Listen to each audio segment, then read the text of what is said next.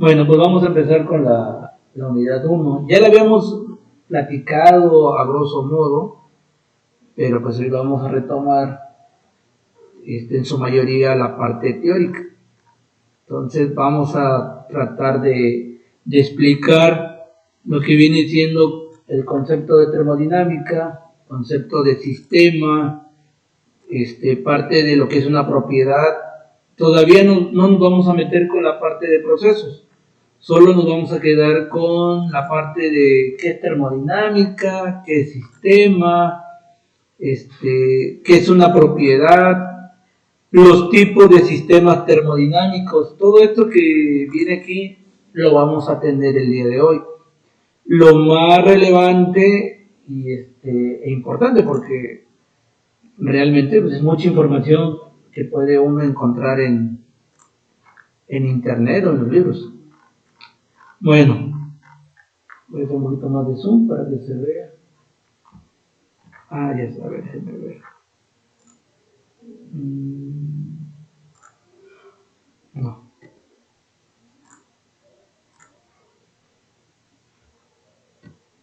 A ver si de esta manera se ve más.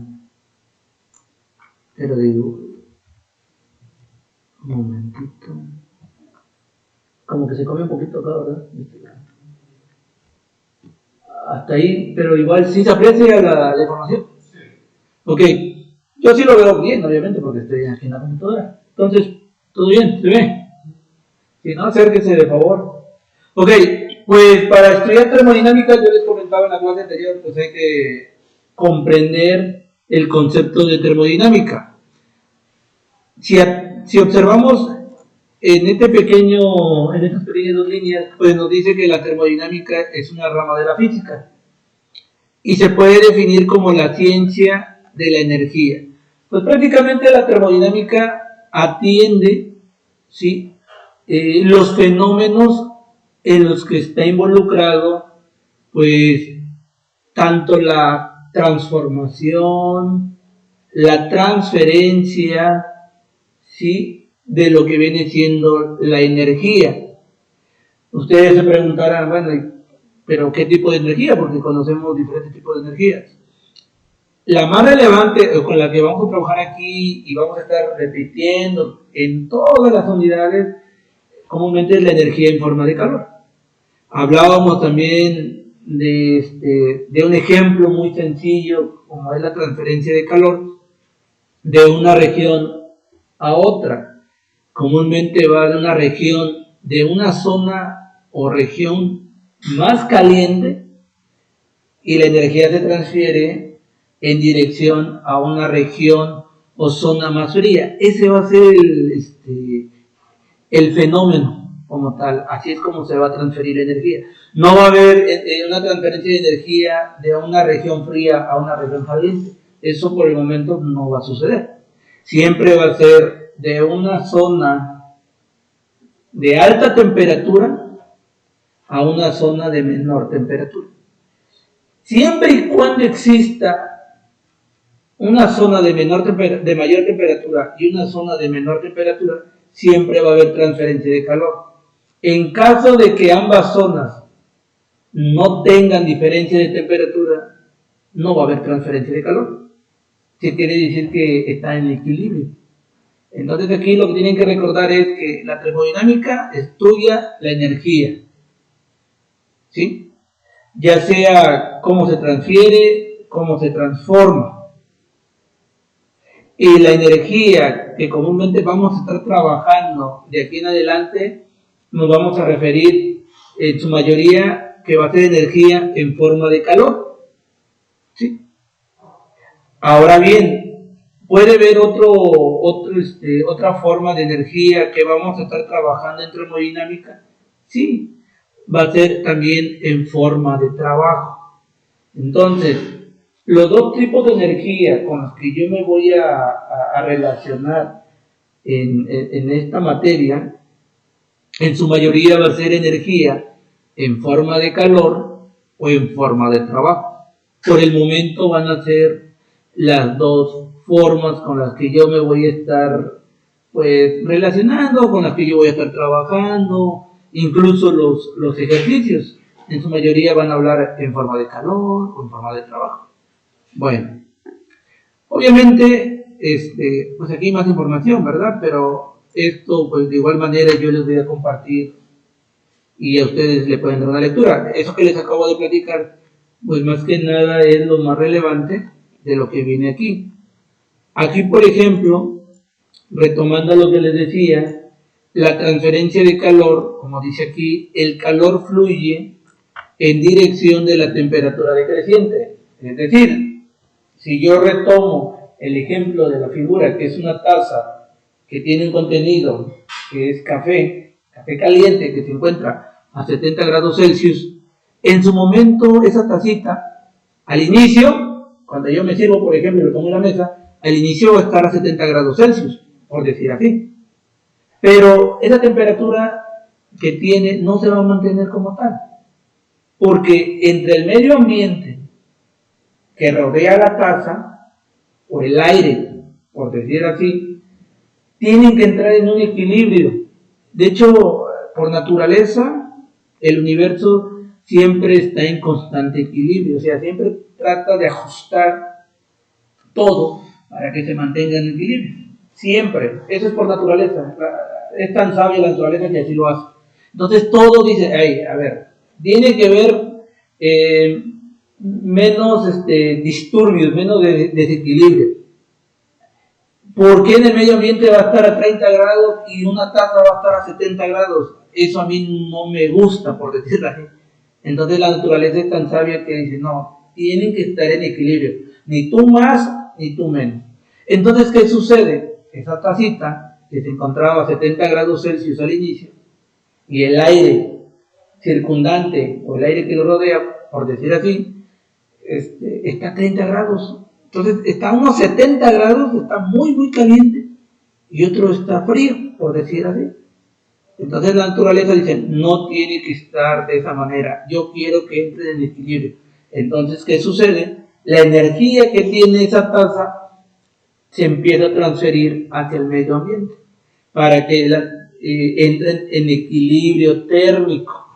Entonces, ¿qué va a suceder? En algún momento, y me imagino que nos ha pasado, dejas una taza y dices, ahorita vengo, voy a hacer unas cositas, y es lo que se enfría, ¿no? Incluso el término, ¿no? Es lo que se enfría. Y sí es cierto, cuando llega después de cierto tiempo, ya ha disminuido su temperatura, posiblemente no haya bajado de los 70 a los 30 grados, pero posiblemente ya bajó de 70 a 50, a 45 grados en unos 5 minutos, 10 minutos, por decir así. Entonces, porque todo lo que tiene es estar en equilibrio. Y va a llegar un momento dado en que esa taza va a estar a 30 grados Celsius, como a la temperatura en la que se encontraba el medio ambiente o el aire que lo rodeaba. Y se va a enfriar. El término que manejamos, se va a enfriar, ¿no?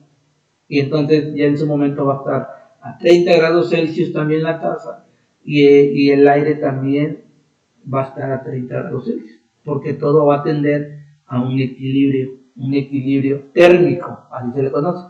De hecho, uno de los temas de esta unidad, el último, es estudiar la ley cero de la termodinámica, que asociado a lo que les menciono es la ley de equilibrio térmico.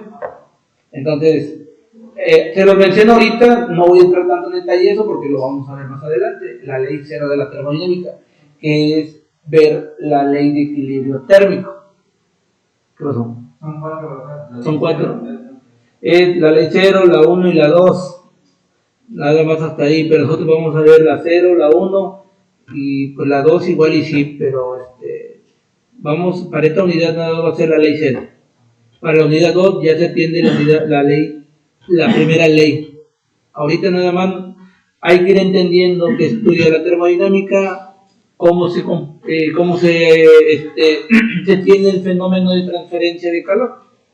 Bueno, ahora desde aquí ya empieza ya empezamos a atender lo importante, pero esto que les voy a comentar ahorita, este pequeño dibujito, les va a servir hasta que termine su carrera en las famosas operaciones unitarias. ¿Qué tan importante es este dibujito y que ustedes lo entiendan? Bueno, lo voy a tratar de explicar a cómo lo van a manejar ustedes más adelante en balance de materia, de energía, operaciones 1, 2 y 3. Bueno, comúnmente en termodinámica, para que tú hagas un estudio, para que tú hagas un análisis, comúnmente pues puede ser complejo. Entonces tú dices, a ver, yo quiero estudiar el fenómeno de transferencia de calor, por ejemplo, de esta taza. Yo ya te expliqué que la transferencia de calor va de una zona caliente a una zona fría, de una zona de mayor temperatura a una zona de menor temperatura. Ok, en termodinámica, esta taza que tú ves aquí se le conoce como sistema. Es un sistema termodinámico. El sistema termodinámico comúnmente lo entendemos como la parte, el objeto de estudio. Si tú dices, a ver, yo quiero estudiar esa tacita que mide, ¿cuánto les gusta? 10 centímetros, de diámetro 8 centímetros y un volumen de café 250 mililitros. Ese es tu sistema. También puedo tener otro tipo de sistema. Puedo estudiar no la taza, puedo estudiar la cafetera. Ya la cafetera es más grande, ¿no? Puede ser una cafetera con una capacidad de 2 litros, 25 centímetros de alto, más o menos, si es regular, unos 25 centímetros de diámetro. Este también es un sistema. Pero dices, no, yo no quiero estudiar la taza, ni quiero estudiar la cafetera. Yo quiero estudiar, por ejemplo, una vaporera, que también sirve para hacer café. Ese sería otro sistema. Es decir, el sistema puede ser tan pequeño o tan grande. Eso ya va a depender de quién, de la persona que quiere estudiarlo. Entonces, un sistema prácticamente es nuestro objeto de estudio. Lo que también se conoce a veces como una porción del universo. Por ejemplo, nosotros, si lo vemos desde el punto de vista termodinámico, nosotros el 207 AE, que se encuentra en estas 4 paredes y un techo, somos un sistema termodinámico. 207 AE, lo estamos viendo como grupo, pero ese es mi sistema, es el objeto de estudio. Pero si tú dices, no, se me hace muy complejo porque si lo quiero estudiar se me hace muy complejo. No te preocupes, vamos a dividir el sistema. Entonces ya no me voy a enfocar al 207 AE, me voy a enfocar, por ejemplo, en Silva. Silva es parte del sistema 207 AE como grupo. Pero si yo selecciono a Silva nada más, ahora todo lo demás realmente ya no me interesa. Me interesa nada más Silva. Entonces ahora Silva es mi sistema. Es decir, lo voy haciendo mucho más específico según lo que yo quiera estudiar. Ahora, dices, bueno, ya tengo a Silva, pero pues aún así Silva se me complica hacer un estudio con él. Bueno, yo no voy a estudiar a Silva completamente, yo voy a estudiar, por ejemplo, la parte de los brazos de Silva, un ejemplo. Entonces ahora mi sistema sería los brazos de Silva. Pero dice, no, se me hace todavía más complejo. No me interesa estudiar los 2 brazos de Silva, mejor un brazo nada. Pero ahora también se me hace más complejo, porque todavía sigue siendo complejo. Bueno, ahora voy a estudiar el antebrazo de Silva. Y así lo puedo ir haciendo. Porque el sistema, más que nada, es una porción del universo, es mi objeto de estudio, mi objeto que yo quiero analizar. ¿Qué cosa le quiero analizar? Bueno, eso ya va a depender de mi interés, ¿no? Posiblemente, yo no sé, yo quiero estudiar la mano de Silva o el antebrazo de Silva, a ver cuánto mide su codo, cuánto mide su brazo, cuántos dedos tiene, o sea, es un ejemplo, ¿no? Entonces, el sistema puede ser tan grande y tan complejo para estudiarlo, para analizarlo, o puede ser tan pequeño. para poderlo analizar o para poder estudiar. Y comúnmente en los programas no se estudian sistemas muy estructurados porque se hace muy difícil. Entonces, lo que conviene es ir fragmentando ese sistema y verlo desde lo más pequeño y después ir subiendo obviamente el nivel de complejidad hasta estudiar todo el sistema que yo al inicio había considerado. Una vez que termine con Silva, ya me voy ahora con Brian. Después que termine con Brian, ya me voy con Francisco. Después que voy con Francisco, ahora estudio las 4 paredes de aquí. Después que estudie eso, ya estudio el techo. Y así al final voy a estudiar todo el sistema. Pero entre más elementos tenga el sistema, es más complejo. No sé si me explico. No se duerma, Francisco. Lo que tiene sueño. Entonces, el sistema más que nada, en resumen, es mi porción, mi objeto de estudio. Así lo tienen que ver al menos por el momento. Ahora, somos un sistema. Todo lo que delimita el sistema se le conoce como frontera o frontera del sistema. Si yo pongo el ejemplo de que el 207AE es un sistema termodinámico y lo que divide al sistema de lo que hay afuera, es decir, de los alrededores, se le conoce frontera. Aquí, ¿cuál sería nuestra frontera? Las paredes y el techo, ¿no? Y obviamente el piso. ¿Y quiénes serían nuestros alrededores? Todo lo que esté afuera de este salón de clase, de este sistema, ¿no? Desde el pasillo y todo el mundo que sea, toda la infraestructura de la universidad, todo lo que es Gutiérrez Zamora, todo lo que es Tecolutla, todo lo que es Veracruz, todo lo que es México, todo eso es los alrededores. ¿Sí? Bueno, entonces, lo que divide el sistema de todo lo que lo rodea afuera del sistema se le conoce como frontera. Ahora, ustedes dirán, bueno, ¿y esa frontera de qué tipo es? ¿Es algo que palpable? ¿Es algo que yo puedo tocar? ¿Es algo físico? No, realmente es algo, bueno, puede ser real o puede ser imaginario. Pero ahorita no nos vamos a meter tanto en ese problema. Porque hay que entender entonces que somos un sistema. Todo lo que delimita el sistema se le conoce como frontera. Lo que está después de la frontera son los alrededores. ¿Sí se va entendiendo? Bueno. Ok. Ahora, les voy a explicar un poquito más o menos esto asociado a la parte de cómo lo van a ver ustedes en balance de materia, porque, a ver, un momentito, porque no me ya me dio chance no me daba chance de hacerlo un poquito, el zoom. A ver, esto, así como ven este diagrama, acostúmbrense porque para el siguiente cuatri que van a llevar balance de materia y energía, esto que ven aquí es el pan de cada día para ustedes en balance. Se los voy a comentar a grosso modo y obviamente desde el punto de vista termodinámico asociado al concepto del sistema.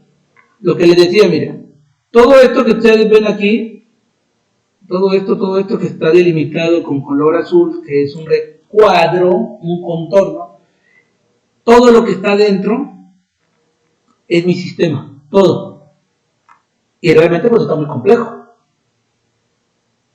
Entonces, ¿qué puedes hacer tú? Fragmentar ese sistema y hacer otros sistemas. Por ejemplo, aquí adentro de mi sistema original es un proceso. No les voy a decir de qué tipo de proceso porque no tiene caso. Solo vean que el proceso está compuesto por una unidad, 2 unidades. Observamos que tiene una alimentación 1, tiene una alimentación 2, tiene un producto 1, tiene un producto 2, tiene una alimentación 3 y tiene un producto 3. Es decir, todo esto en conjunto, todo lo que esté adentro de mi frontera, todo esto es mi sistema. Y es un sistema muy complejo, que posiblemente para su estudio sería muy difícil. Entonces, ¿qué se hace? Se empieza a hacer otros pequeños sistemas adentro de. Por ejemplo, mi sistema posiblemente sea esta unidad, que comúnmente esta unidad puede ser un equipo. Entonces dices, a ver, yo no voy a estudiar todo esto, yo solo voy a venir y seleccionar a este equipo de proceso, a esta unidad 1 y este va a ser mi sistema. Dices, no, yo quiero estudiar nada más la unidad 2, que posiblemente sea otro equipo. Entonces, este sería ahora mi sistema. Dices, no, yo no quiero estudiar ni la unidad 1 ni la unidad 2. Yo quiero estudiar qué pasa cuando se mezclan las dos alimentaciones, la alimentación 1 y la alimentación 2. Dices, ok, ¿tú quieres saber qué pasa aquí? Sí, bueno, este sería un sistema. Yo no quiero ver qué sucede con las alimentaciones, yo quiero ver qué pasa cuando sale el producto 2. Ok, entonces este sería otro sistema. Entonces se dan cuenta que cada partecita que yo quiera estudiar, yo quiera analizar, va a ser un sistema. Dices, no, pues yo también quiero ver qué sucede con la salida de mi producto. Aquí estaría otro sistema. Entonces, cada partecita que yo quiera estudiar, que yo seleccione, porque posiblemente me interese saber qué está pasando ahí, ese va a ser mi sistema. Todo lo que me interesa saber que esté dentro de mi frontera va a ser mi sistema. Sí, si usted dice, yo quiero saber qué pasa con el producto 1, entonces aquí tendrías que ver y seleccionar la parte de la porción de estudio. Y esa porción de estudio que usted elija va a ser su sistema. ¿Sí? Esto posiblemente, les digo, lo van a ver un poquito más en balance de materia. Ahí sí, no va a haber excepción. Tienen que empezar con esto. Ahorita solo están viéndolo desde el punto de vista termodinámico, como un sistema. Otro ejemplo, a ver, un poquito más de los problemas que manejamos. A ver, déjenme. Voy a poner. Seguimos con algo que también es muy importante. O sea, todo es importante, pero aquí también tiene que quedar claro. Miren, ahora vamos a llegar, si ya entendimos lo que es un sistema y que puede ser tan complejo, o sea, muy grande, o puede ser también tan sencillo, un poquito más pequeño, hay diferentes tipos de sistemas. Al menos se estudian 4. Nosotros vamos a estudiar, al menos nosotros, 2. Los más, pues, vamos a decir como que los de mayor entendimiento, los más comunes. Voy a mencionar los 4. Pueden ser sistemas abiertos, sistemas cerrados, sistema aislado o sistema adiabático. Estos son los 4 sistemas, 4 tipos de sistemas. ¿Cuáles son los que vamos a estudiar nosotros en este cuatri? Al menos sistema abierto y sistema cerrado. El sistema aislado, por el momento, pues igual, por ahí nos vamos a topar con algunos problemas posiblemente, pero también se estudia, pero no es como que no creo que nos enfoquemos tanto a un aislado, va a ser más a la parte de un sistema abierto o un sistema cerrado. Ahora bien, ¿cómo vamos a distinguir, al menos, aunque no estudiemos los 4, pero cómo nos vamos a distinguir? Porque también eso es muy importante. Porque a raíz de que tú entiendas que es un sistema y cómo se clasifican, pues también en los problemas tú vas a poder comprender en su momento lo que te esté pidiendo. ¿Cómo lo podemos entender? Mire, aquí hay una figura. A ver, otra vez no me deja, pero déjame ver cómo le hago el zoom. No me dejó, pero a ver. Aquí está. Miren, lo voy a platicar desde aquí. Aquí al menos tenemos los tres tipos. El sistema abierto, el sistema cerrado y sistema aislado. El adiabático por el momento lo vamos a hacer a un lado. Incluso de estos tres nos vamos a enfocar un poquito más al abierto o al cerrado. Pero ¿cómo lo puedo entender? Vamos a usar algo que se conoce como un arreglo cilindro-pistón. ¿Sí? ¿Por qué se utiliza la representación de cilindro-pistón para explicar los tipos de sistemas termodinámicos? Yo la verdad, yo también tenía mucha curiosidad y dije, pero ¿por qué íbamos a dar las definiciones de un sistema abierto, cerrado o aislado con una representación de algo que se conoce como cilindro-pistón? Entonces, leyendo un poquito, encontré la idea de por qué. Bueno, cuando surgió la parte de la termodinámica, cuando empezó ya a aplicarse como ciencia y darle ese, es como llamarle, pues esa definición, ¿no?, de ciencia, y lo empezaron a manejar, todo fue gracias a la parte de la revolución industrial.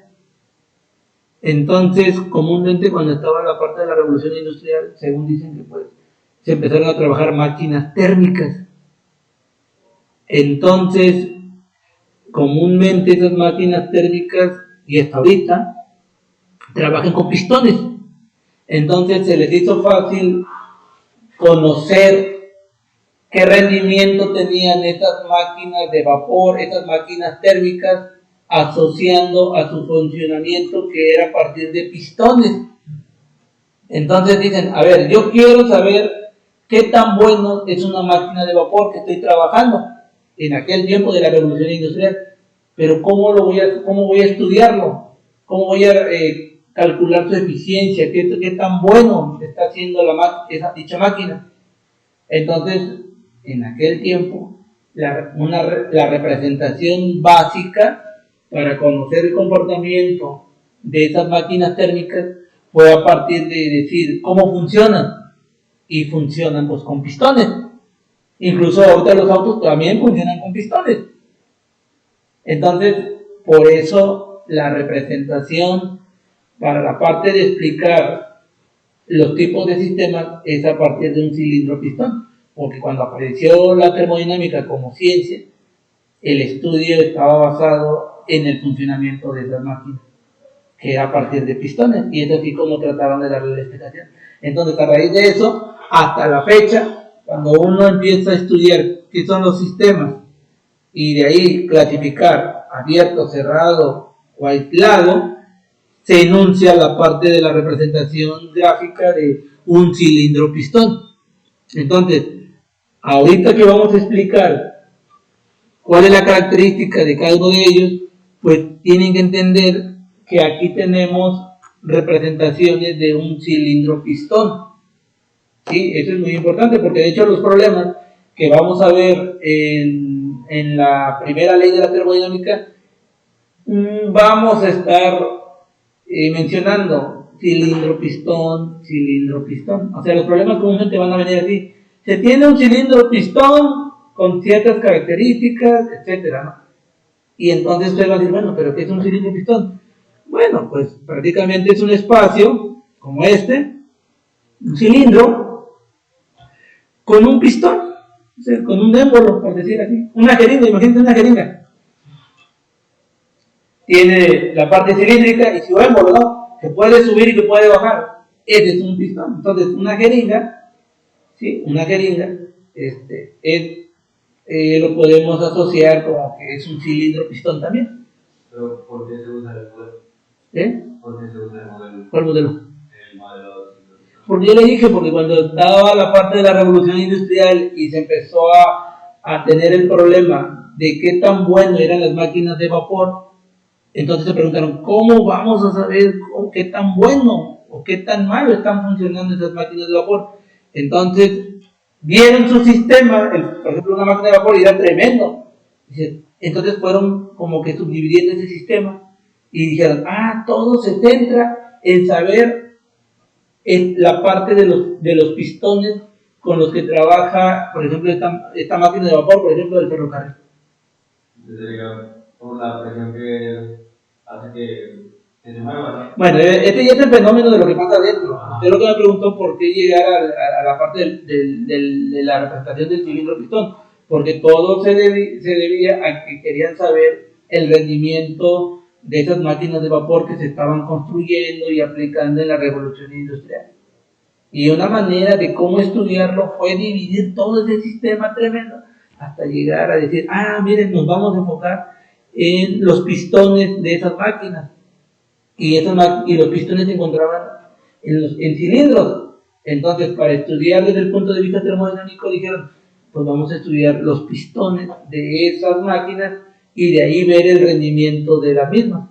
Y entonces por eso dijeron, pues vamos a estudiar el cilindro pistón. De hecho, yo no he visto, sí he visto, cuando he ido al mecánico, los motores de los carros, cuando están anillando, no sé si alguien ha visto, cuando están anillando los pistones de los motores de los carros, ¿no se han visto? ¿No han visto? Bueno, cuando tengan la oportunidad, yo decía, ¿cómo se ven los pistones? Y sí, tiene huecos, es un motor y tiene huecos cilíndricos, y dentro de esos huecos cilíndricos pues van los pistones, que son de metal. Y ahí, bueno, lo que decía tu compañero, él ya decía el funcionamiento, ¿qué pasa adentro? Bueno, ahorita no nos interesa qué pasa adentro, porque no es el caso. Posiblemente en algún problema que yo les planteé, igual y sí nos interesa saber, pero ahorita no nos interesa saber qué pasa dentro del cilindro pistón. Lo que yo quiero llegar ahorita es a explicarles que es un sistema abierto, cerrado y aislado, tomando en cuenta ese diagrama del cilindro pistón. No lo que pasa dentro de, sino al menos entender ahorita qué es el cilindro pistón y qué características tiene para decir que es un sistema abierto, cerrado o aislado. Por ejemplo, el A dice que es un sistema abierto, el B es un sistema cerrado, el C es un sistema aislado. Yo creo que la figura como tal sí da una idea, ¿no? ¿Por qué está abierto? ¿Por qué le dicen cerrado? ¿Por qué le dicen aislado? Rápidamente usted puede decir, incluso yo lo haría, es que aquí, si yo me imagino que este es un cilindro pistón, este cilindro pistón no tiene una tapa, no está cerrado, está abierto. Este cilindro ya tiene el pistón, ya está cerrado, ¿sí o no? Y este cilindro tiene el pistón, está cerrado, pero tiene una pared, ¿sí? Una segunda pared, por decir así, además del cilindro, tiene una segunda pared que lo aísla del medio ambiente. Esa sería como que la primera idea desde el punto de vista de la figura, pero no, si yo me quedo con esa información hasta ahí, posiblemente no pueda resolver ningún problema. O sea, en la figura pues dicen, es que aquí no tiene el pistón, pues está abierto. Aquí tiene el pistón, pues está cerrado. Aquí tiene el pistón, pues está cerrado, pero aún así también tiene una segunda pared. Y entonces que sirva como un aislante. La segunda pared sería como el bloque del motor. ¿Vale? La segunda pared sería como el bloque del motor. A ver, no escucho bien. Que la segunda pared sería como el bloque del motor. Así es. Esta sería como la parte del cilindro pistón de un motor, de un carro. Así es. Pero bueno, desde el punto de vista de la figura, con esta información que les digo ahorita, no podrían hacer un problema. Porque eso, cuando ustedes van a hacer un problema, no les dice, a ver, ¿tiene el pistón o no tiene el pistón? No dice eso. Ahora, ¿cómo entonces lo tengo que entender yo para que cuando me propongan un problema lo entienda?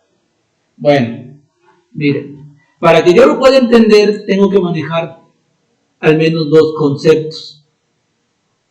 El primero, masa o materia y energía. Eso es lo primero que yo debo de entender. Tengo un cilindro pistón y dos conceptos, masa o materia, comúnmente le llaman masa, otros autores le dicen materia, pero vamos a llamarlo masa y energía.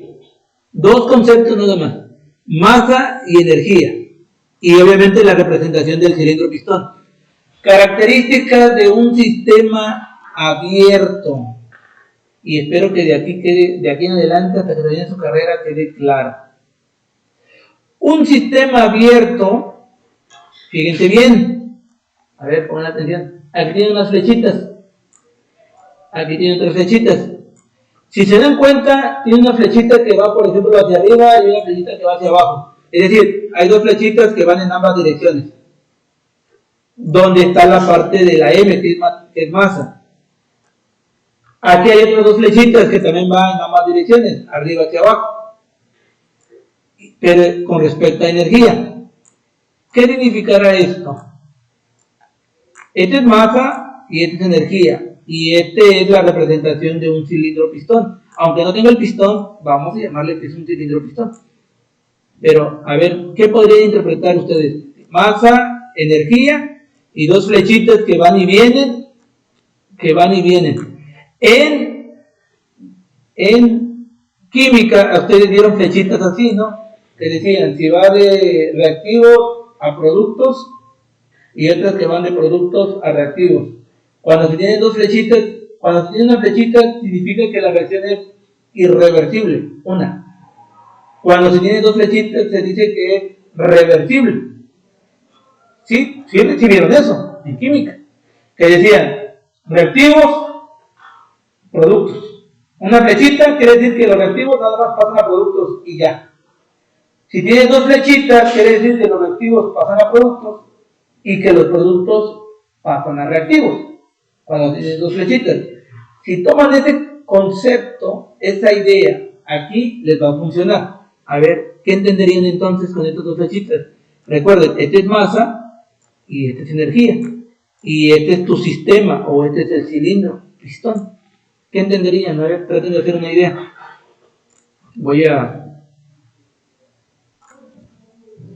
Entonces, a ver, vamos a ir resumiendo que esta es la frontera del sistema.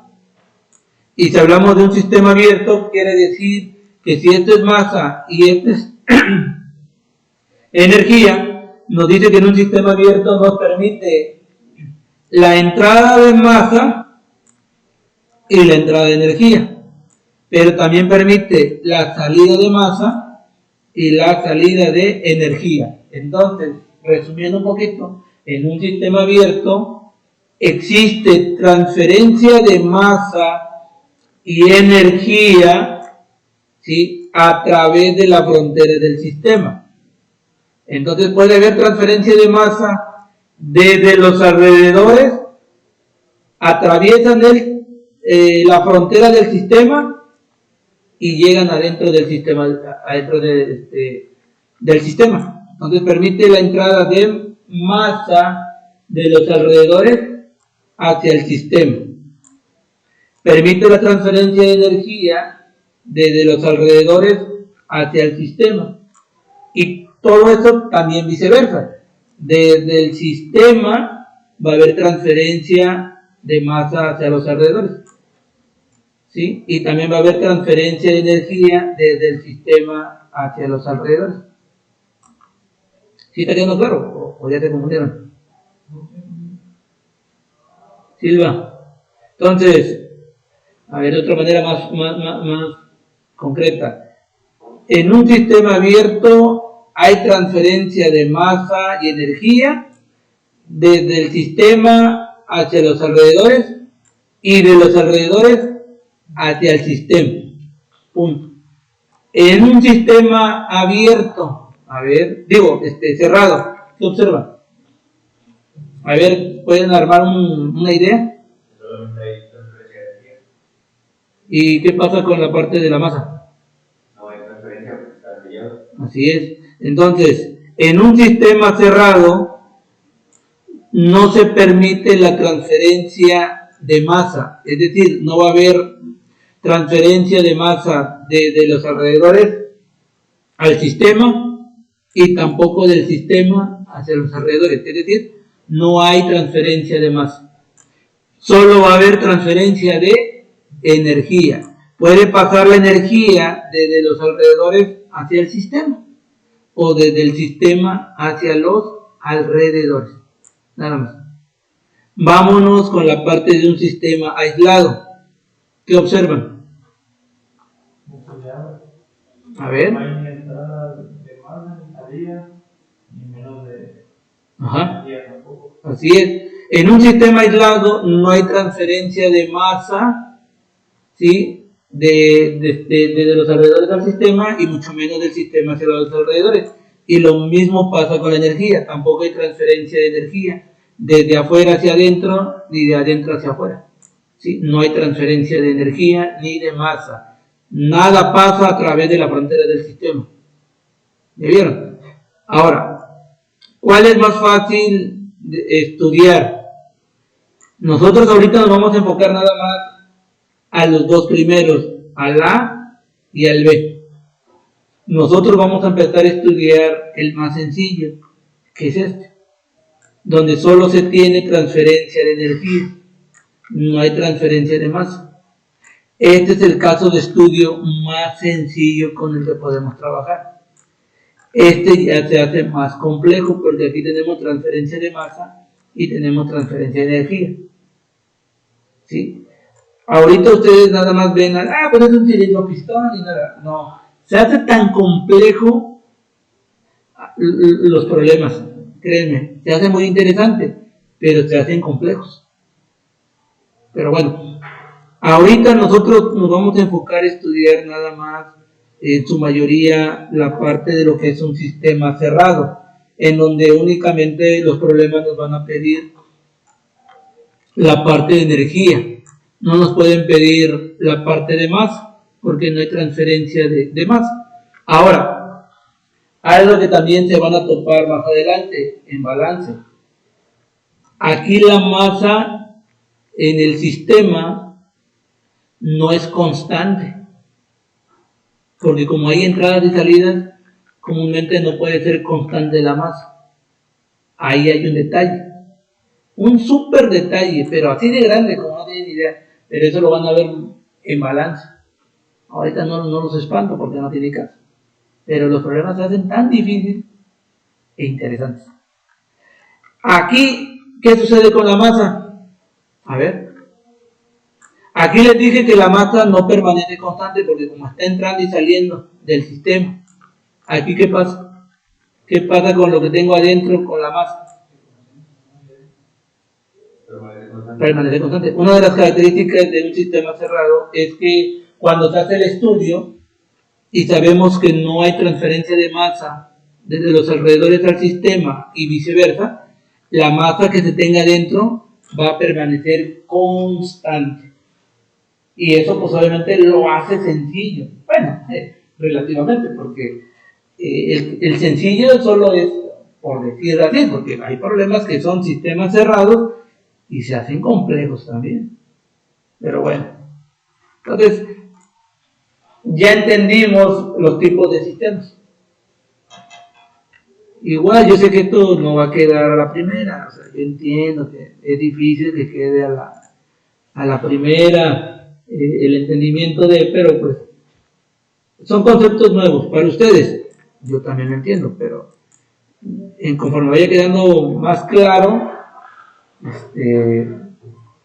pues sería bueno. Y de hecho lo vamos a ir retomando en los problemas, o sea, en los problemas vamos a seguir mencionando, a ver, ¿qué tipo de sistema es? Y ahí me imagino que se va a ir repitiendo y cada vez tiene que ir quedando más claro. Bueno, lo que les decía, ¿no? Que en un sistema cerrado comúnmente la masa que se tenga dentro del cilindro pistón permanece constante. La masa no entra ni sale. La energía entra y sale. Comúnmente, ¿qué tipo de energía sería aquí? Comúnmente sería energía en forma de calor. ¿Sí? Energía en forma de calor. De hecho, retomando un ejemplo que ahorita me estoy acordando, en casa tengo una cafetera que le llaman chifla cuando ya esté hirviendo el café. No me acuerdo cómo se llama. ¿vale? Una tetera, pero silba. Y a mi mamá sabía que mi hermana tenía una y le gustaba porque le avisaba, dice ella, que cuando ella estaba hirviendo el café. Entonces hicimos todo lo posible y le compramos una. Bueno, aquí quiero llegar con eso. La tetera o la cafetera, como le quieran llamar, es mi sistema, ¿no? Y ese sistema tiene una tapita y tiene por donde sale el vapor. Si yo vengo y yo digo que este sistema para mí es un sistema termodinámico, y si lo quiero hacer un sistema termodinámico, pero un sistema cerrado, pues la cafetera o la tetera tiene su tapita, pero tiene también la salida de vapor. Si yo lo dejo con la salida de vapor abierto, pues como su nombre lo dice, sería un sistema abierto, ¿no? Entonces yo tendría que ponerle algo, ¿no? Para sellarla y de automático ya es un sistema cerrado. ¿Hasta ahí se entiende? Bueno, ¿yo qué hago? Pues si voy a poner café en casa, pues lo abro primero, vierto el café, vierto el agua, el azúcar y todo, y lo sello. Una vez que lo sello, ya no hay entrada ni de agua, ni de azúcar, ni de café, ya en automático es un sistema cerrado. Y más en la salida donde tiene la cafetera, yo le pongo, vamos a poner, lo sello. Pero una vez que empiece a hervir, estamos de acuerdo que el vapor va a presionar y lo que esté obstruyendo el paso a la salida del vapor, lo va a tirar. Entonces prácticamente en ese momento la tetera, ¿en qué tipo de sistema se transforma? Abierto. Porque ahora, ¿qué está sucediendo? Al inicio yo había agregado cierta cantidad de café, de agua y azúcar, ¿no? Y mientras estaba ahí calentando, pues el sistema no había cambiado de masa, ni de volumen, ni nada.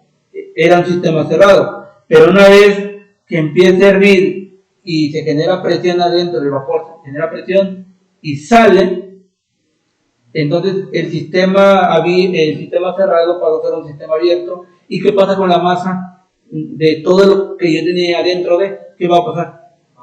Va a cambiar, porque cierta cantidad de agua que yo tenía dentro de la cafetera se transforma a vapor, y ese vapor va a salir.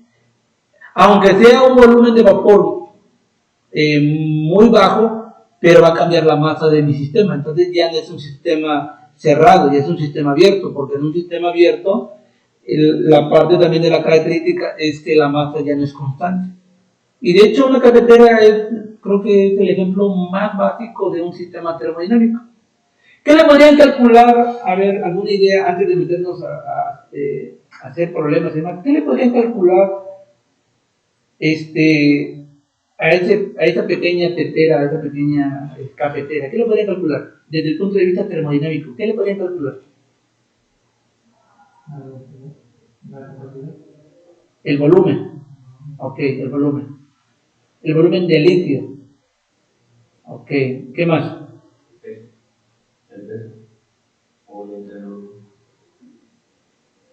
La masa, entonces. Sí, porque aquí no vamos a ver, la parte termodinámica comúnmente es masa y no peso. Volumen, masa, ¿qué más? Todo lo que le puedan ustedes se le ocurra que le puedan calcular. Pero ¿cómo? O sea, entonces sería ¿cuánta energía calorífica requiere para que haga al menos una parte de calentamiento? Pero también podríamos calcular cuánta energía requiere para que pase de líquido a vapor, ¿no? ¿Vale? Fusión, no, punto de ebullición. ¿Por qué fusión? Fusión es pasar de sólido a líquido. Y pasar de líquido a gas es punto de ebullición. No confundir los estados de materia. Entonces, podemos calcular masa, volumen, la densidad de ese líquido, la parte de la energía requerida para nada más calentarlo, o también la cantidad de energía requerida para hacer el cambio de fase de líquido a vapor, ¿no? ¿Y qué más podríamos calcular? A ver, todo lo que ustedes imaginen, no importa que se equivoquen, no pasa nada, pero obviamente nada más usen la lógica. ¿Qué más le podemos calcular? La presión. De hecho, una de las variables muy importantes en termodinámica es presión y lo que ya también había mencionado, temperatura. No es lo mismo energía y temperatura, no es lo mismo. La energía, sí, está en unidades de joules, por ejemplo, o calorías, o watts, según. La parte de temperatura, las unidades de medida son Celsius, Kelvin, Rankine, Fahrenheit. Y la temperatura en definición es una de las, se define como la energía cinética media de las moléculas, en este caso, si hablamos del líquido que tengo ahí, que voy a preparar café, pues sería del café, ¿no? De lo que viene siendo el agua, el café, el azúcar. Si yo vengo y le pongo un termómetro y me dice 50 grados Celsius, lo que estoy midiendo es la energía cinética media de las moléculas que se encuentran en el líquido, por ejemplo. Pero esa es temperatura, muy diferente cuando hablo de energía. Entonces, le puedo medir presión, posiblemente le puedo poner un manómetro, ¿no? O le quiero medir temperatura para ver cómo va aumentando desde que enciendo la parte de calefacción, cómo va calentándose el café, ¿no? Hasta que empieza a hervir y hace el cambio de líquido a vapor. Ahí podremos medir la temperatura. Ok, entonces, una de las variables, o dos de las variables más importantes para un sistema termodinámico es conocer presión y temperatura. Otra cosa que decíamos, que en un sistema cerrado la masa permanece constante. En un sistema abierto eso comúnmente no sucede. Pero ahorita nos vamos a enfocar más al sistema cerrado. Esa va a ser como que la idea. Bueno. Y pasamos, a ver, esto ya lo pueden leer ustedes. Vamos a pasar a algo que también considero que sí lo vamos a tener que estudiar, porque de hecho los problemas que vamos a empezar a ver ya ahorita van a retomar esa información o esos conceptos. ¿A qué me refiero? Cada sistema tiene distintas propiedades.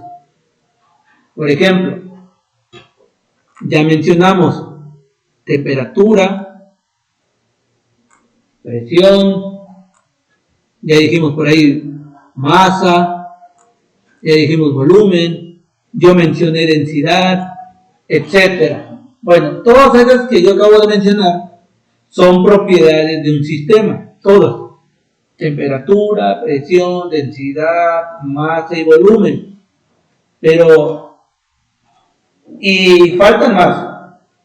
Sin embargo, sí hay que entender que todas estas propiedades, en definición, hay dos tipos de propiedades. O sea, como dicen, juntos pero no revueltos, ¿no? O sea, ¿cómo se dividen las propiedades? Tenemos dos formas de dividirlos, al menos. Propiedades intensivas y propiedades extensivas. Tal vez ahorita sí tenga relevancia el que yo entienda que son propiedades intensivas y extensivas. Ahorita, en termodinámica. Posiblemente más adelante en balance y en operaciones unitarias, posiblemente ya no gane tanta relevancia. Ahorita sí, porque como es la primera vez que lo están viendo, sí podríamos definir que es una propiedad intensiva y que es una propiedad extensiva. ¿Cuál es, en definición, o al menos cuál es, o en qué se diferencia?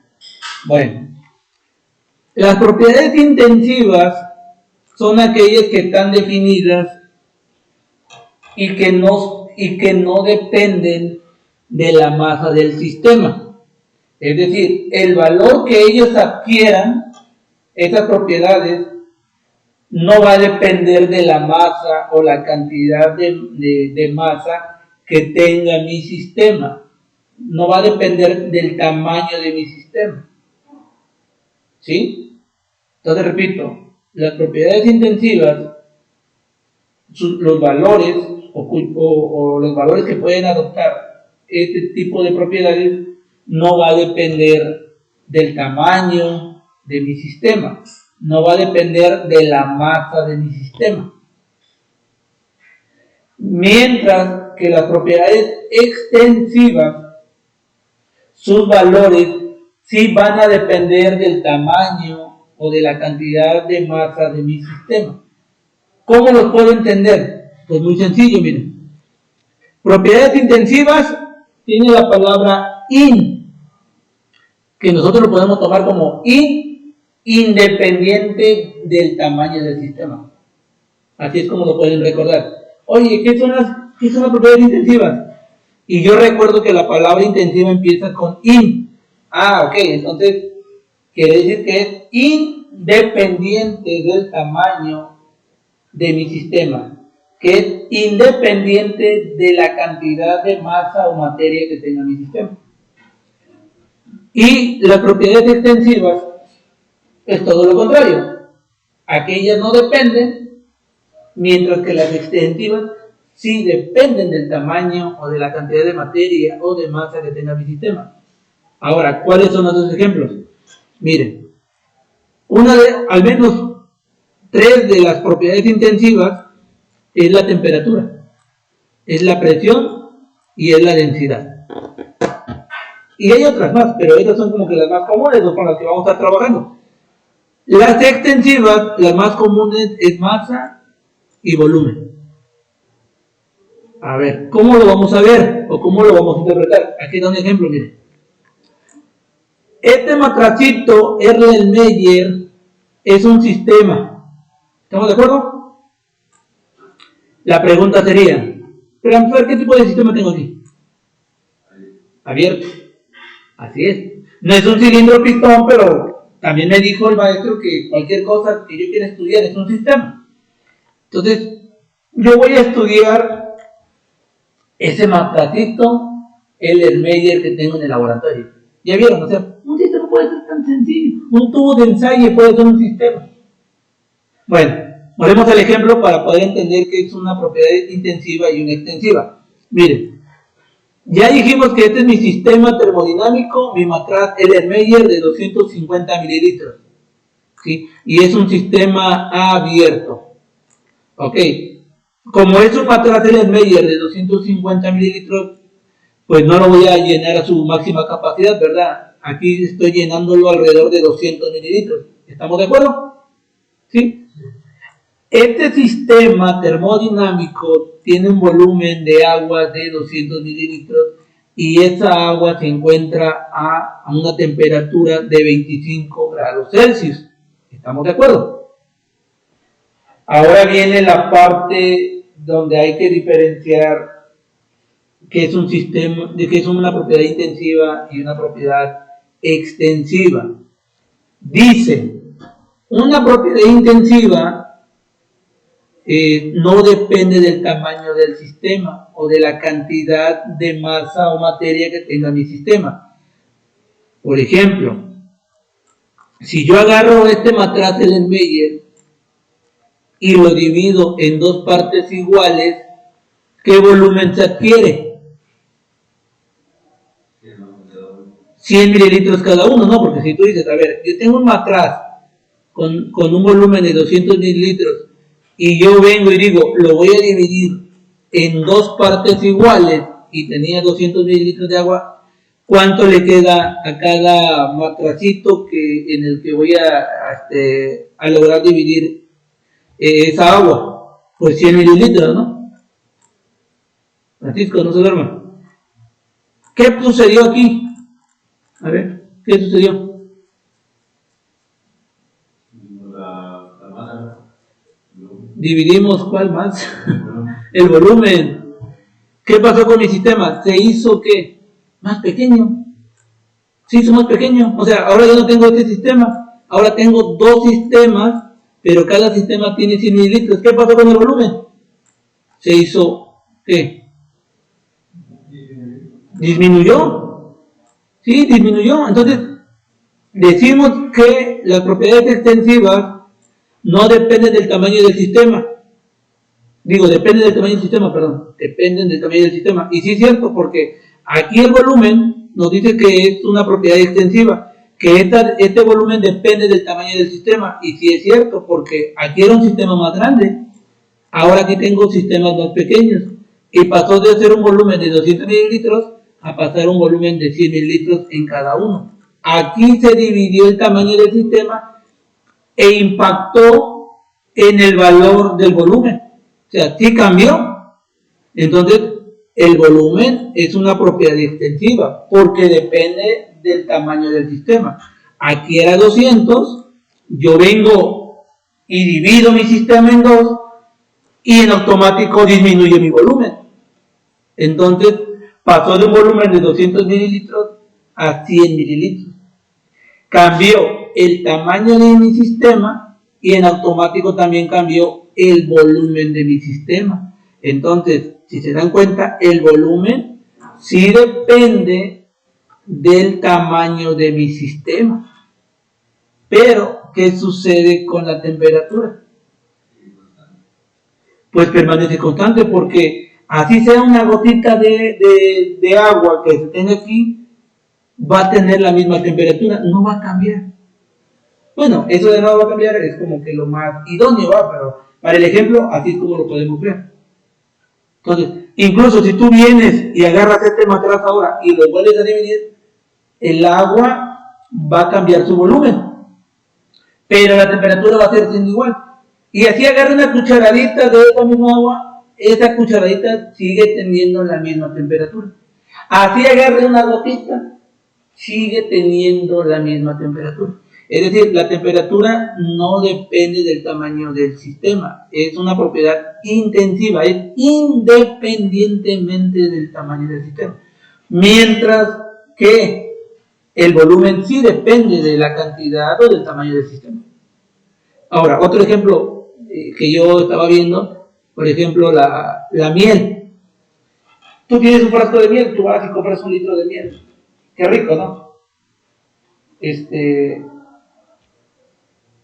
Agarras una cucharadita, la sacas del bote o del frasco, lo sacas del recipiente original y la pregunta es, ¿qué cambió ahí? De las propiedades, ¿qué cambió? Cambió la masa, porque posiblemente aquí el litro era 1 kilo de miel. Yo agarro la cucharadita, ahora ya tengo 1 kilo de miel, ¿verdad? ¿Cuánto tengo? Aproximadamente, una idea. 25 gramos. Es mucho, pero bueno, 25 gramos.